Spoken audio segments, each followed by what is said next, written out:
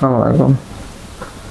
সারা পৃথিবীর যে অবস্থা, আমাদের মুসলিম উম্মার যে অবস্থা দেখছি, আসলে মেন্টালি কেমন জানি ডাউন ডাউন লাগে। এখন যখনই আপনি ভাববেন মুসলিম উম্মার কথা, আপনি যখন ভাববেন যে আমরা কোথায় ছিলাম আর কোথায় চলে আসছি, আজ আমাদের মধ্যে কতটা আসলে বিভেদ, কতটা বিভক্তি।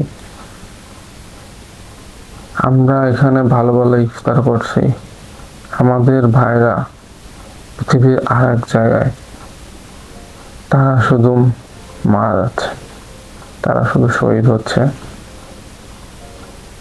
তাদের জন্য দাঁড়ানোর কেউই নেই বলতে গেলে। আসলে তারা একেরাই যুদ্ধ করে আছে। দেখেন, এই রোজার মাসটা কেমন জানি খুব তাড়াতাড়ি চলে যাচ্ছে আমাদের চোখের পলকে। প্রত্যেক রোজাতেই এই ফিলটা হয়, কিন্তু এইবার যেন এই ফিলটা একটু বেশি হচ্ছে।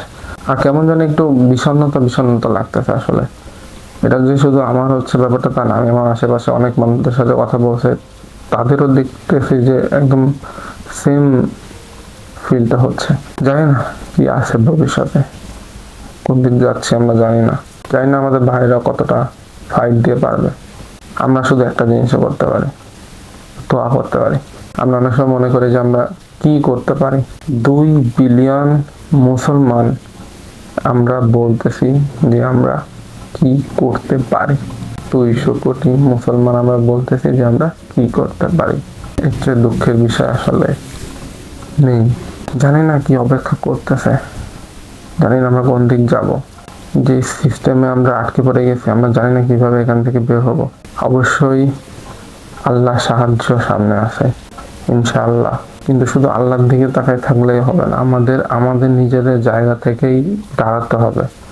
ইমাম মাহাদি আসলে আমরা কি তার সৈনিক হতে পারবো? এই প্রশ্নটা আজকে আপনাদের কাছে রেখে গেলাম। আপনারা একবার একটু নীরবে ভেবেন তো, নিজের সাথে কথা বলে ভেবেন, যদি ইমাম মাহাদি আসে আপনি কি করবেন? আপনি কোন দলে যাবেন? ইমাম মাহাদির দলে যাবেন, নাকি সেভাবে নিজেকে প্রস্তুত করেন? যদি আমাদের ইমাম মাহাদির সঙ্গী আমরা হতে চাই, আমরা যেন নিজেদেরকে সেইভাবে তৈরি করি। ইমান, আকীদা, দিন সবকিছু যেন আমরা প্রপারলি মেইনটেইন করি। এর কোনো বিকল্প নেই। সর্বদা আল্লাহ সাহায্য চাবেন, ইনশাল্লাহ আল্লাহ সাহায্য খুবই কাছেই আছে। কমেন্টে আপনার মতামত দিতে পারেন। দেখা হবে পরের ভিডিওতে। আসসালামু আলাইকুম।